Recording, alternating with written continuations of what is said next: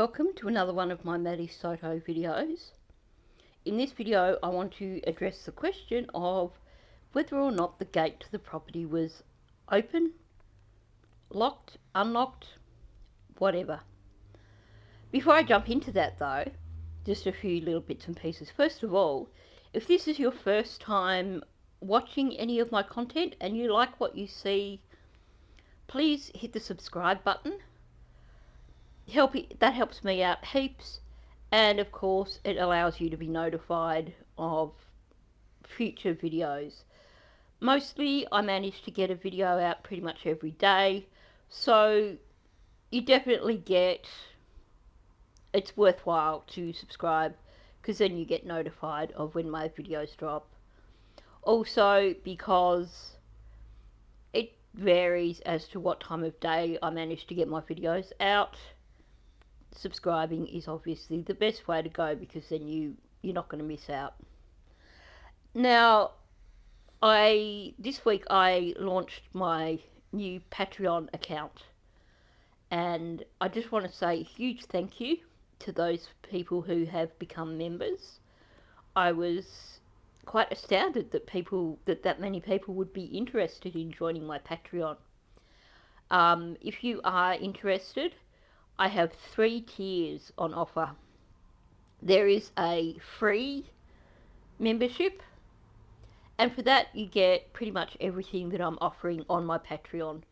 So I'm using my Patreon account to provide people with copies of the documents that I cover in these cases. So if you are wanting to get copies of documents that you see in my videos, that's where you can find them. And all those will be uploaded for free. So if you are a member, you can get any of the documents that I put on my Patreon. I've added a $1 tier and a $2 tier for those people who just wish to give a little bit of support for my channel. There will be the occasional thing that I upload that is perhaps a little bit more sensitive, so it may be it will of course be documents. I can assure you now I'm not going to go down the path of some previous creators who have posted inappropriate pictures on Patreon and put them behind a paywall. I find that morally apprehensible, and I would never do anything like that. What I'm referring to more is documents that may have a more personal information about people in them that I sort of think, okay, well, they've been provided via FOIA, but there's still things that I don't want to make hugely available for the public, if that makes sense. So things like that I will make available to the $1 and $2 tiers. Other than that, I am open to suggestions from those of you who have purchased $1 and $2 memberships as to any sort of bonus things that you would like to see me adding in for those of you who've paid for the additional memberships. As for channel memberships, that is still very different from the Patreon. You will still be getting uploads of videos from me that are members only videos, and of course members only posts. Everyone who supports my channel in every way is just, I'm so grateful for every bit of support I get from my channel, and that includes subscribers, because without subscribers my channel wouldn't exist. So if that's all you can afford to do, that's more than enough. That is helping me to build my channel, helping me to get my channel out and get my videos seen by more people. Now, moving on from all that, after telling you all how much I love you all, which is essentially what I'm saying here, just give you a heads up. It's Saturday. My neighbour is doing renovations next door, when my neighbour comes to do renovations, they'll work a 14-hour day. So either I can just forget about recording today, or just hope that the banging coming from next door isn't too audible. So I apologise for any clanking, banging noises that may come through. So with that said, let's move on to talking about this video. So what I want to talk about here, in my last couple of videos I did a review of the 6-part series on the Maddie Soto case that was done by a mainstream media, like a journalist. And one of the things that was discussed in that, there was a photo shown of Stearns' hand with a few scratches on his hand. And my comment at the time was they are consistent with injuries from a barbed wire fence. Trust me, I lived in the country for a long time. I've had my share of barbed wire fence injuries. I had my share of ripped clothes from climbing over barbed wire fences and not quite doing it right. So that was my observation. I commented that it seemed pretty obvious that he didn't catch it between the car and the jack, because he probably would have ended up losing his hand or having some major deep tissue damage. Likewise, I didn't believe it was a bite because of the same thing. A bite would also show bruising and deep tissue damage. Could be scratches, but just the spacing of it made me think it was a barbed wire fence. And from discussing that, a few people questioned that and said, I thought that the gates were open when he took Maddie and put her in that paddock. And that was the first time I'd heard that mentioned. So I was super curious to find out where this information came from. And I actually questioned it with one of the commenters and said, well, my understanding was that the gates were closed. Where is this information coming from? And someone said it was on court TV. And apparently the impression was that someone had interviewed the owner of the property, and that the owner of the property had said that the gates were open. So I was curious. I wanted to delve deeper and find out what was going on. And of course, in doing that, I wanted to share it with you guys so that we can all be on the same page. So I'm going to start with 2 clips that I found from Court TV, and I'm going to discuss them, and then I'm going to go through 2 pages from I think it's the 500-page document, and read through some reports from there, which I think will offer some clarification. And then I'll explain my conclusion to you. So let's jump in first with these clips from Court TV. Now, we are actually at that site on Hickory Road where Madeline Soto's body was found. And if you follow me and look down the stretch of this road, there's not much on either side. I know she was found in a wooded area. It's kind of desolate on the left, a little desolate on the right. You could easily view something from the road if you're passing by. But right here behind me is the memorial site, actually where she was found, right in between those trees. And we actually have some community advocate members out here with us, and they tell us that one of them actually has been in contact with the owner of this land right here behind me. And that day, that morning of February 26th, they say that gate was open. They've talked to this owner of this land. The gate was open, and that owner is mourning because now they're having those thoughts. What if the gate was closed? What could I have done different? So essentially what he's telling us here is that the information about the gate being open has come from a volunteer who, it sounds to me like they have been at the location, fiddling around with the memorial, trying to make it super pretty, and perhaps the property owner has actually stopped and spoken to them. And it is their impression from a conversation with the property owner that the gates were open. And they're saying that they believe the property owner feels regret for the gates being open and is wondering what might have happened had the gates not been opened. Now, I want to address this. First of all, this is not someone connected with the case. This is someone who is basically a kind-hearted person who had been tidying up the memorial, essentially. Someone who, that is the extent of their connection to the case. And what we're getting here is hearsay.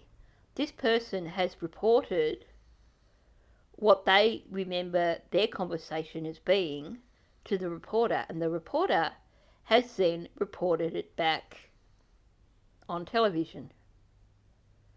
So it's that whole Chinese whispers thing. We have not heard directly from the property owner. And there's a few things that to me are a little bit concerning. First of all, this person is saying that the property owner felt regret because the gates were open that morning. Well, it wasn't in the morning that Maddie was placed there. Maddie was placed there around between 1 and 2 in the afternoon. I'd have to look at the timeline to get a better notion. But it was in the afternoon that Maddie was placed there. Now, in terms of this person claiming they've had conversation with the property owner, like I said, I suspect that they happened to be on site when the property owner has driven by and has stopped and spoken to them. We know that the property owner was not comfortable with the memorial being there, and that the memorial ended up being removed, and now there are just the locks there because the property owner didn't want the stuff to remain. And I can't blame them. You really wouldn't want people continually stopping at your property just all the time and bringing these things. It can become a little bit invasive, I think. And also there comes a time when you have to say, okay, you've had your time to show your sadness, and now my property has to go back to being a farming property. As for expressing regrets over the gate being open and what might have happened had the gate not been open, can we just acknowledge here that what occurred is that Maddie was already deceased. And regardless of whether the gates were open or not, Stefan was going to place her at that property. Why is that? Because he had a blown out tyre. He needed to remove Maddie's remains from the boot of his vehicle in order to get to the donut tyre, which was underneath all that other crap in the boot of the car. Now, if you're carrying a deceased child around in the boot of your car and you need to change a tyre and you are on the side of the road, of course you're not going to put that deceased child on the ground while you do that, because that would be pretty damn obvious. You'd only need one person to drive past. Would you put the child back in the vehicle? No. Why is that? One important reason. This was well over 12 hours since Maddie had been deceased. By that point in time, she had been in the car for 6 hours. So, at the risk of triggering people, she would have been in full rigour, meaning that it wouldn't have been possible for him to just pick her up and put her back into the passenger seat of the car and make it look like she was in the passenger seat of the car, because she would have been basically in the position that he had placed her in the boot in. And we'll hear more about that when I read through the reports, because that will give us an indication of what position she was in. But when you think about someone transferring a body from sitting in a passenger seat of a car to inside the boot of the car, or the trunk of the car, then they are going to have to reposition them. So it was not practical. So we know he had to change the tyre there because it was down to the rim. He couldn't drive any further. So irrespective, he would have had to have hidden Maddie's body in that location anyway, regardless of whether or not the gate was open or closed. And I would imagine that this information would have been relayed to the property owner. I think, were you someone who had discovered, or who had had a child's body found on your property, you would be interested in knowing the details.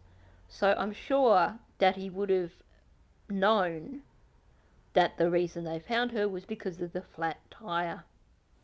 So I find it a little bit interesting. I suspect that this is someone editorialising a bit, that this volunteer, this sort of important person syndrome, they've met the property owner, maybe had some sort of really brief conversation with the property owner.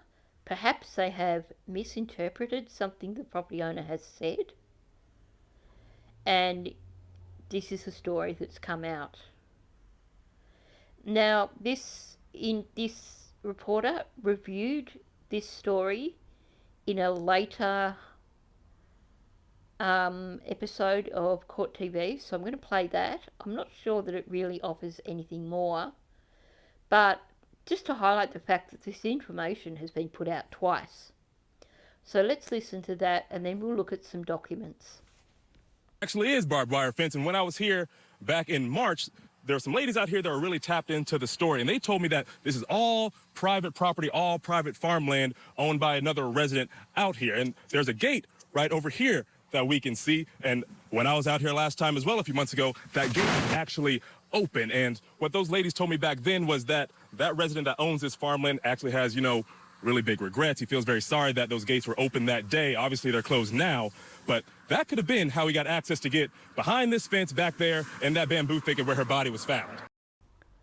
Okay, so in order to save you the time of having to go back and look at the first clip, I've pulled up a screenshot from the first clip, because this reporter has just basically shown his lack of credibility.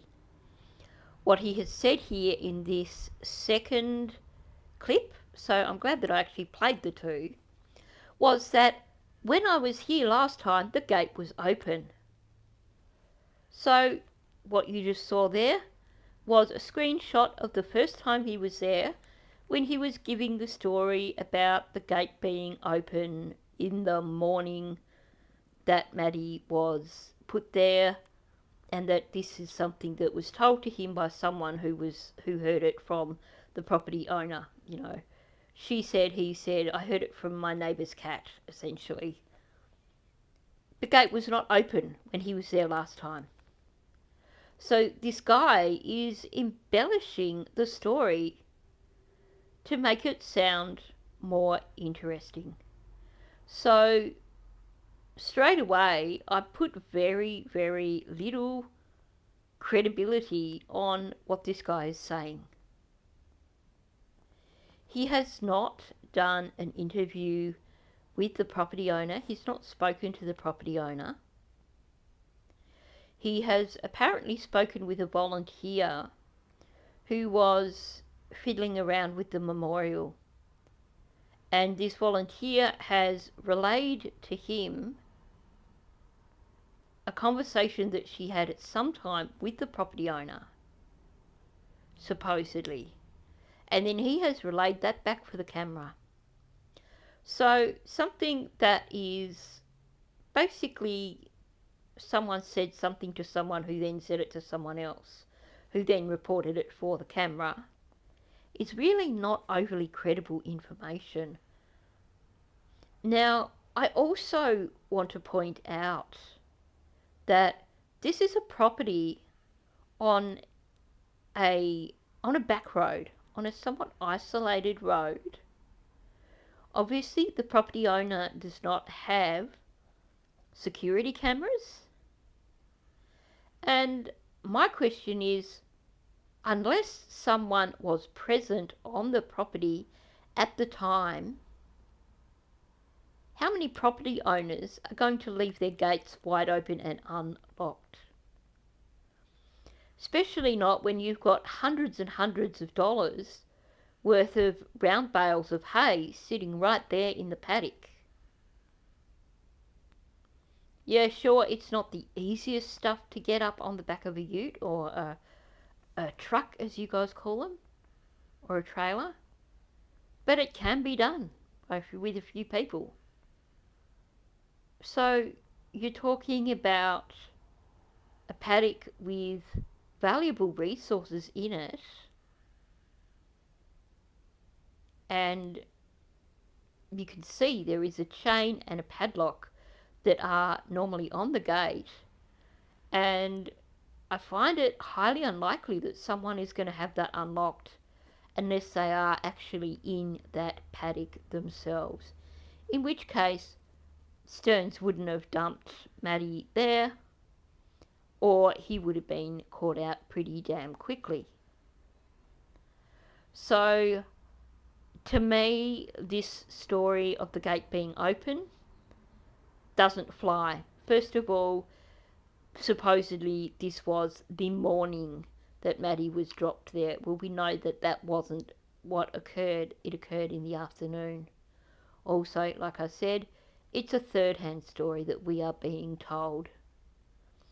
And this notion of the farmer feeling sad because they don't know what would have happened had the gate, feeling guilty because the gate was left open, that had nothing to do with Maddie's death.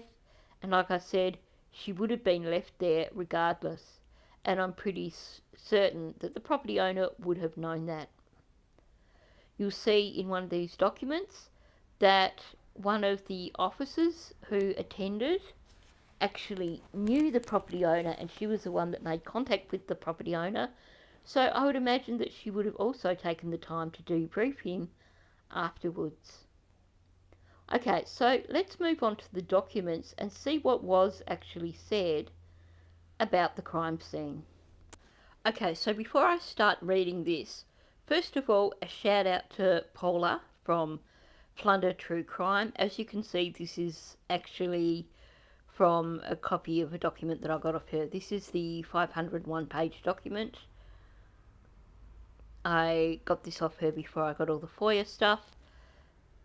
That said, because this is Plunder's copy, I can't actually post these pages on my own Patreon because currently this document is actually for sale on Plunder's Patreon. And while I'm only looking at 3 pages out of 501, it still wouldn't be right, even though I've paid for them, it wouldn't be right for me to then repost them on my own Patreon. So if I can find where I've put my own copies of this, which don't have watermarks, I will put them up on Patreon for people to access. But in the meantime, if you are wanting your own copy of this, I've blown it up as big as I can on the screen so that you can screenshot it if you wish to get a copy of it for yourself. I'm actually going to read through this supplemental report because I figured it's probably a while since this has been read through by anyone anyway. So I might as well just read through this entire report because it is basically talking about when they found Maddie. And then I'll also read through the portion of the next report and then talk to you about my thoughts overall. So this is from a Captain Laurie Mingione. Sorry if my pronunciation is not so great.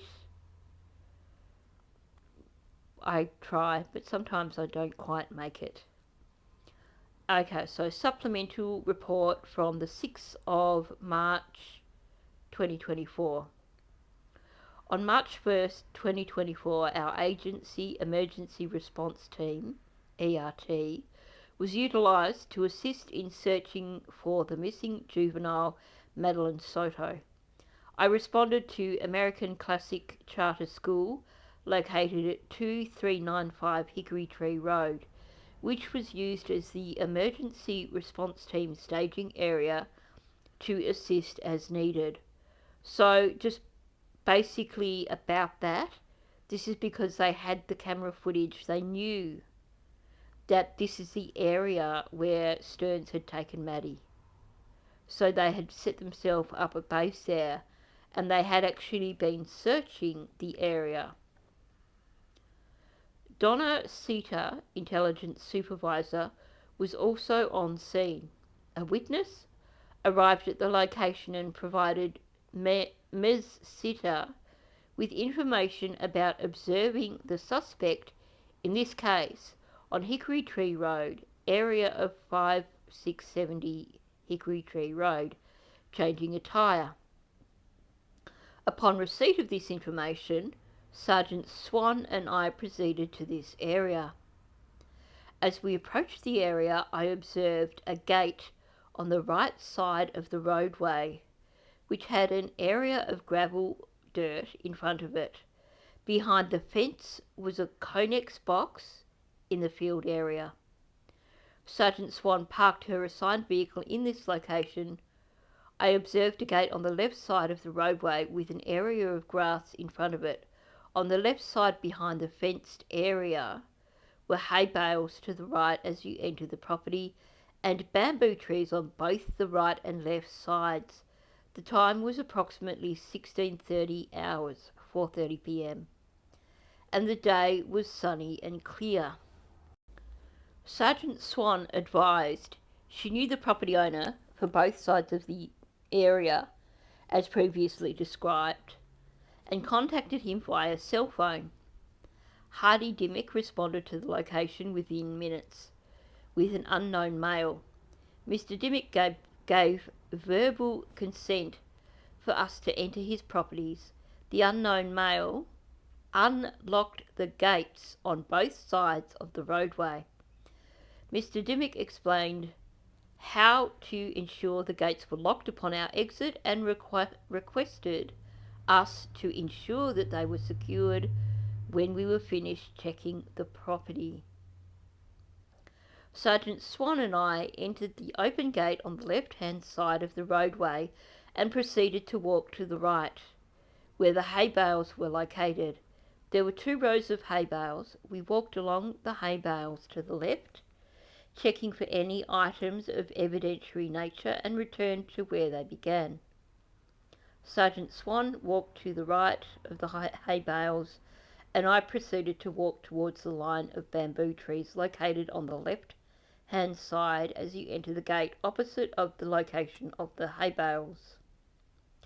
As I approached the tree line, I observed something blue among the greenery on the ground. As I approached closer to the area of something blue, I could see the outline of what looked like blue jeans and the stitching on the back pockets of blue jeans. As I approached closer, I could see what appeared to be the outline of a small body, covered in blue jeans and a greenish top, like a sweatshirt with a hood. I called to Sergeant Swan to come over to my location to confirm my findings. The body was laying on the left side and was somewhat drawn in like a fetal position. There was either hay or dried grass over parts of the body. It was apparent it was a human body based on my training and experience. As I approached closer, it was obvious there was no signs of life as insect activity was present. I did not observe any odour. I took 4 photographs from this angle to document the crime scene as it was found. The first photograph depicts the area I was walking and observed the blue. The second, third and fourth photographs are taken from the area I recognised blue jeans and a greenish top. I made notification to Major Hinderman, who requested I forward him the photos taken. That's the guy who put them on Instagram, by the way. 3 of the 4 photos were forwarded to him as requested, as he was present with members of SCPD and KPD. He asked if there was a green sweatshirt on the body, and I confirmed there was. I won't read the rest of the paragraph because then it's just basically admin kind of stuff. But there's a few takeaways from this. So, probably most importantly, is that basically when they arrived at the location, the gates were locked. And they had to contact the property owner to get him to come with obviously one of his staff to unlock the gates. And he was quite adamant about making clear that those gates needed to be locked again after forensics, after police had done their job and finished there. And he gave them very explicit instructions on how to make sure that those gates were locked. To me, that says this is a property owner who makes sure that those gates are locked at all times. So I really cannot see this scenario, this notion of the gates being wide open,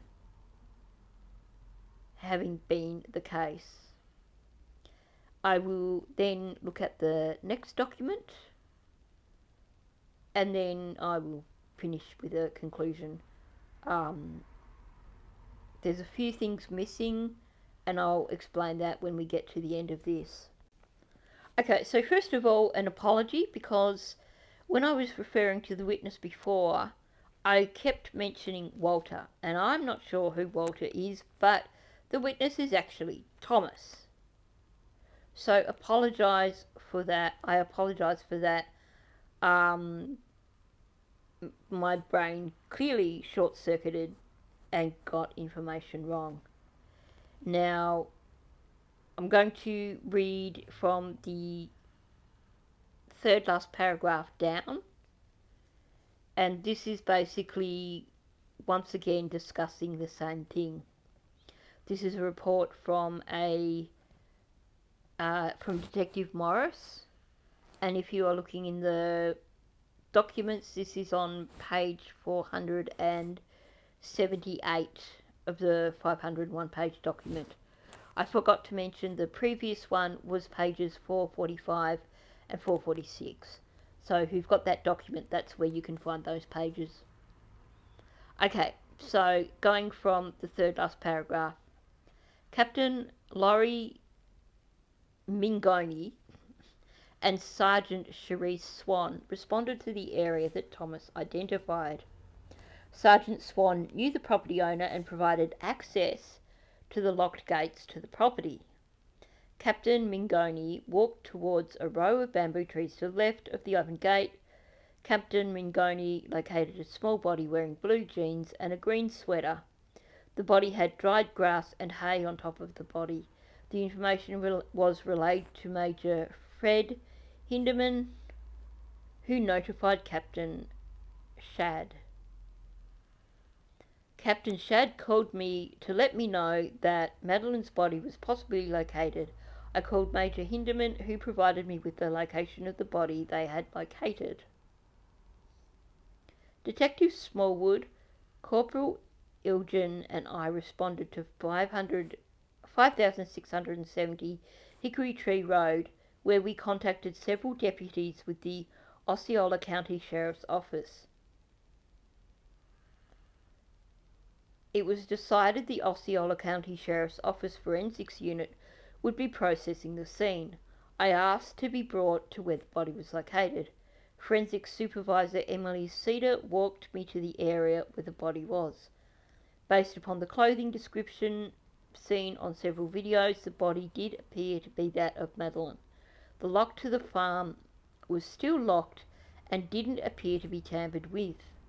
Stefan would have had to drop Madeline's body over the barbed wire fence or where the gate was, then move her body to the location where she was found. I contacted the Orange, Osceola County Medical Examiner's Office and asked for them to respond to collect Madeline. Now, in both those reports, there are mentions of the gates being locked. And in this second report, there is the discussion of the lock having not been tampered with, and talking once again about Detective Swan or Lieutenant Swan contacting the owner and organising for the gates to be unlocked. And here the detective is specifically saying that Stefan would have had to have dropped her body over the fence, over the barbed wire fence, or over the gate in order to take her onto the property. Now, those gates are pretty high, pretty solid, heavy gates. It would have been very hard to actually get over those gates carrying a body. So to me, my notion is that the only way he could have put Maddie over the other side of the gates or the fence would have been to actually lift her over the fence, because obviously it's got more give in it, and of course it's lower than the gates. So I do think that if the gates were closed, that he would have put her over the barbed wire portion of the property. He may have then climbed over the gates himself, but that said, if you've ever been on a farming property and tried to climb over gates because they were locked, they swing. When they're only held, like you've got hinges on one side, you've got a chain and a lock in the centre, that gate is going to swing as you try to climb over, and it's not the easiest thing to climb over. So there's a good chance that he probably put her over the barbed wire and then climbed over the barbed wire himself. And I think that the injury to his hand has either occurred at the time when he took Maddie and left her there, or when he returned during that evening, during the night. I could imagine him, like if he'd returned through the night, doing it in the dark, probably a really good chance of him scratching himself on the barbed wire then.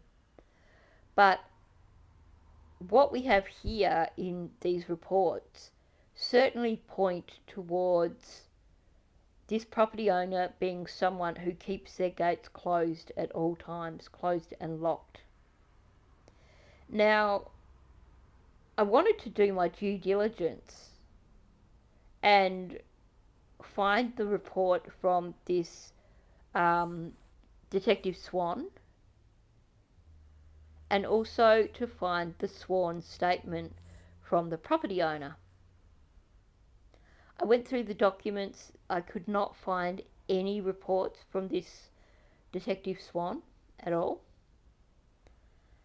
And as for the sworn statement from the property owner, same again. I went through the documents, did not find anything.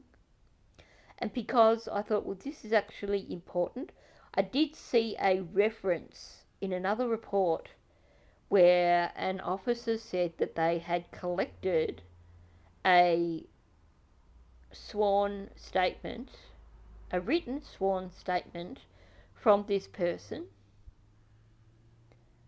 I found that, but that's all I could find. So what do you do with this case when you're missing information? Email Paula, because as you guys know, Paula has put in so much work in terms of getting every single bit of FOIA that is available in this case. So she's like the goddess of true crime when it comes to verifying information. So I emailed her and I said to her, I haven't got a copy of this. I can't find it. Have you got it somewhere? Have you seen it anywhere? So I'm not going to share the whole conversation, obviously, but this was the reply that I got back from Paula, basically saying that, so his full name is actually Aubrey Hardy Dimmock, and what she said here is that he's listed in Stearns' demand for discovery, but she can't see his actual statement yet or anything about an open gate.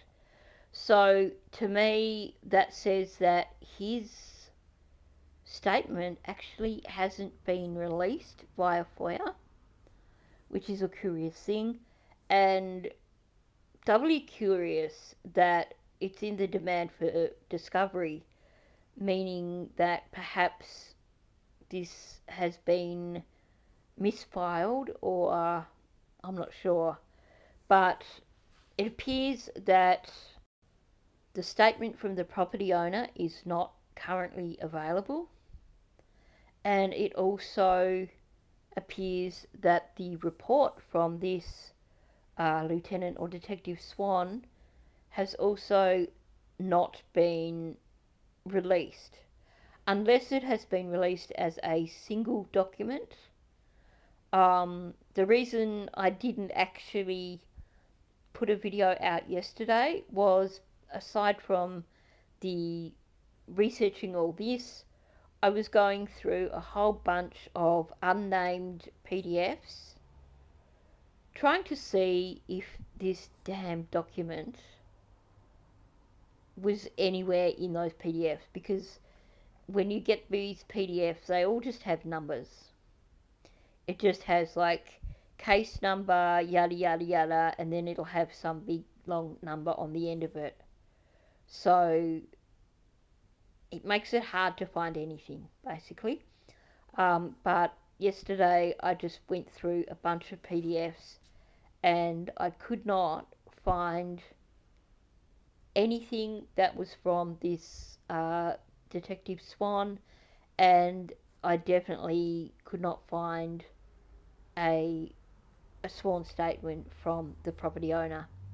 Like I said, Paula doesn't have that either, so I'm thinking it's definitely not been released. So, what do I think? Well, I think there is absolutely nothing in the documents that would suggest the gates to have been open on the day that Stearns took Maddie to that location. I think we've seen that that reporter was basically creating his own story, saying that last time he was there the gates were open, and we could see, going back and looking at that report from the previous time, the gates weren't open. So it seems that he was trying to use a little bit of creative license there, which of course calls into question the conversation with the volunteer that was working on Maddie's memorial. Once again, that person working on the memorial has nothing to do with the case. My guess is they had a brief conversation with the property owner at the property. He probably drove by, saw them there, had a talk. I just don't buy that story. So we can't say for certain the gate was closed, but we certainly can't say for certain the gate was opened. We're talking about hearsay that has gone through several people, and we've had that from a reporter who, as you can see, has changed the story to make it sound more interesting. Can't help wondering if that's what he's done at the same time with this story about what the volunteers said to him. I will keep digging, and if I come across those documents, then I will let you know. But at this point in time, this is all I could find, having, like I said, spent all of yesterday going through pretty much every PDF that I have from this case to try and see if I have any of those things. It is, of course, possible that maybe it's in there amongst the 700 and something photos that I'm still trying to churn through. So if I find it in amongst them, once again, I'll let you know. So that brings us to the end of this video. I'm sorry that I can't give you something 100% conclusive here, other than just what to me seems to be simple logic that the gate probably was, in all likelihood, locked.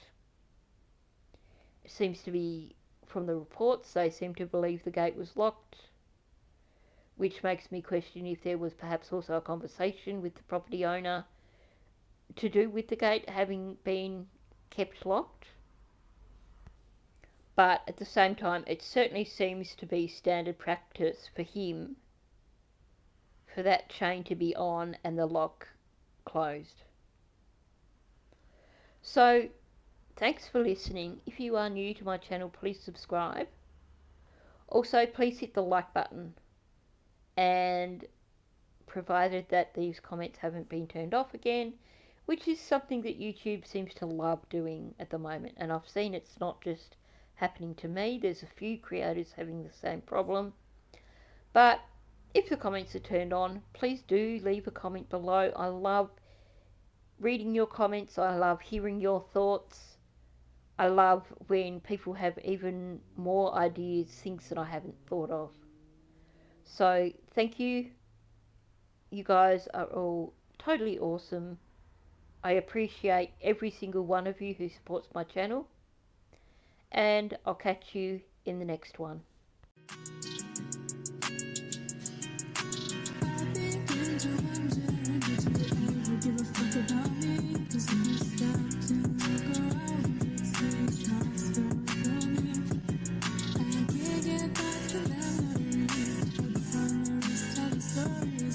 Sometimes